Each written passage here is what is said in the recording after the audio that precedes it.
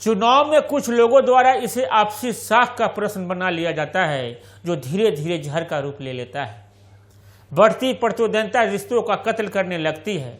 अगर कोई ऐसे समय साथ न दे तो मित्र भी दुश्मन लगने लग जाते हैं, मगर यही हमारी भूल है। कोई भी चुनाव आखिरी नहीं होता है और रिश्तों से बढ़कर तो कतई नहीं। हम पद पाने की होड़ में ये भूल जाते हैं कि हमसे पहले भी चुनाव हुए हैं और आगे भी होंगे। इसलिए कुछ वोटों के लिए परिवार के लोगों, मित्रों, सगे संबंधियों, पड़ोसियों और अंश दुश्मनी के भाव से पेश आना सही नहीं है, क्योंकि चुनाव की रात ढलते ही हमें अपने आगे के दिन इन्हीं लोगों के साथ व्यतीत करने। नमस्कार, आप देख रहे हैं जनमत की पुकार आर.के. जायसवाल के साथ। एकता और भाईचारा किसी प्रगतिशील समाज की मूलभूत जरूरत है, लेकिन समाज विभिन्न जातियों और समुदायों में बटा हुआ है। कई बार ये वजहें करबराहट पैदा करती है। ऐसी स्थितियों में ही सजग रहने की जरूरत होती है। शायरों ने एकता और भाईचारा जैसे बुनियाद इंसानी जज्बातों को खूबसूरत अल्फाजों से नवाजा है। हमारे देश में चुनाव जहां लोकतंत्र के लिए पर्व का रूप लेकर आते हैं, वही हमारे समाज में आपसी भाईचारा और एकता को खत्म करने में किसी यम से कम नहीं है। सत्ता का नशा ऐसे समय चरम पर होता है जो हमारे आपसी प्यार को निगल जाता है और दिखते हैं तो सिर्फ वोट।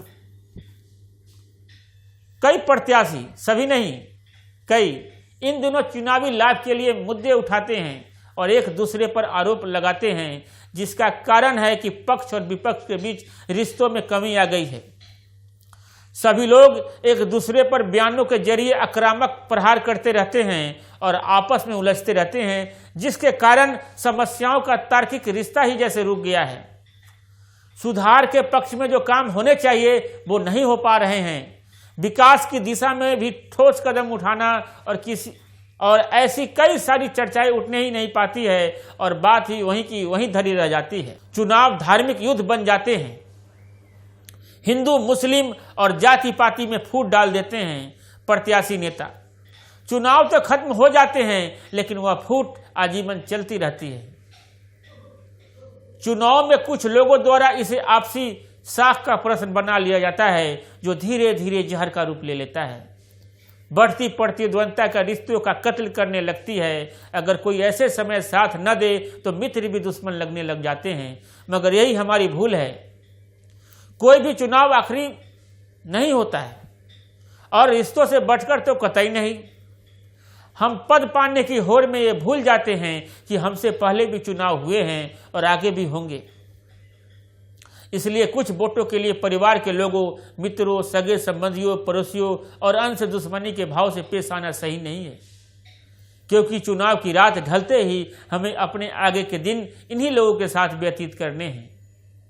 ऐसा भी देखने में आता है कि कई प्रतिद्वंदी ऐसे समय अपनी पिछली हारों का बदला लेने को आतुर रहते हैं और इसे बदले की आग में गांव में वापसी, दंगे फसाद शुरू हो जाते हैं, जो गांव का वातावरण खराब ही नहीं करते, कई बार गांव की पावन भूमि को लहूलुहान कर देते हैं, जो लंबे तनाव का कारण बनती है।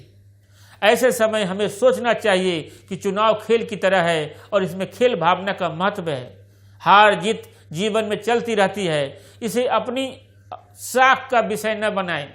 हार को भूलकर एक समझदार नागरिक होने का परिचय दें और सहनशील बने। दूसरी ओर जीते उम्मीदवार की जिम्मेदारी ऐसे समय और बढ़ जाती है। वह उसे वोट न करने वालों को भी अपना समझे, क्योंकि अब वो सभी के प्रतिनिधि हैं, मगर दुर्भाग्य से कुछ जीते हुए उम्मीदवार इस बात को नहीं समझ पाते और वो बदले की भावना से हारे हुए पक्ष को चिढ़ाते हैं, जिससे भाईचारा और आपसी तालमेल को ठेस पहुंचती है, जो आसपास के वातावरण को खराब करती हुई पूरे गांव को अपने चपेट में ले लेती है। कई बार तो ऐसी छोटी बातें भयानक मुद्दे बन जाती है, जो अंततः थानों और कोर्ट कचहरी तक पहुंच जाती है, जहां दोनों पक्षों को नुकसान के अलावा कुछ नसीब नहीं होता। इसलिए चुनाव के समय एक समझदार नागरिक होने का परिचय दें। चुनावी राजनीति में भाईचारे को बचाकर रखें। वोट का सम्मान तभी होगा जब हम एक दूसरे का सम्मान करेंगे। योग्य व्यक्ति को वोट देंगे तो साख के प्रश्न ही नहीं उठेंगे। प्रश्न नहीं उठेंगे तो शांति होगी तो उचित तरीके से मतदान होंगे और सही प्रतिनिधि चुने जाएंगे और सही प्रतिनिधि ही जनहित के काम कर सकते हैं। इसलिए ऐसे समय चुनावी लाभ के लिए सांप्रदायिक सद्भाव, भाईचारे के लिए शांतिपूर्ण माहौल को बिगाड़ने का प्रयत्न नहीं करना चाहिए। आजकल राजनीतिक प्रत्याशियों में मानवीयता विलोपित हो चुकी है। एन क्रेन प्राक्रेन वोट प्राप्ति का लक्ष्य रह गया है। इसे रोका जाना चाहिए व राजनीतिक सुचिता का बीजारोपण करना चाहिए। धन बल का प्रयोग कर क्षेत्र में माहौल खराब किया जाता है, बूथ कैप्चरिंग किया जाता है और मतदान दलों को बंधक बनाया जाता है। इस समस्या को दूर करने के लिए विशेष रूप से कानूनी में प्रावधान किया जाना चाहिए। कानून का उल्लंघन करने वाले संबंधित दलों के प्रत्याशी व कार्यकर्ताओं पर कड़ा जुर्माना लगाना चाहिए और प्रत्याशी के चुनाव लड़ने पर प्रतिबंध लगाना चाहिए और जो भी नियमों का उल्लंघन करते पाए जाते हैं ऐसे लोगों पर मुकदमा भी दर्ज किया जाना चाहिए। जब भी चुनाव घोषणा होती है, नेता लोग जनता को प्रलोभन, वादे, सांप्रदायिकता, जाति के नाम पर लोगों में द्वेष पैदा करके चुनावी लाभ लेते नजर आते हैं। चुनावी लाभ के लिए एक दूसरे पर कीचड़ उछालते हैं, विवादास्पद बयानबाजी करते हैं और अपना वोट बैंक बढ़ाने की कोशिश करते रहते हैं। इसी प्रयास में वे जनता को गुमराह करते हैं और माहौल को खराब करते हैं। राजनीतिक लाभ के लिए वर्तमान में राजनीति का स्तर बहुत अधिक गिर गया है। सत्ता का लालच और विभिन्न पद पाने के लिए आजकल के नेता धर्म और जाति का सहारा लेकर अलग अलग धर्म के लोगों को आपस में लड़वाने में कोई गुरेज नहीं कर रहे हैं।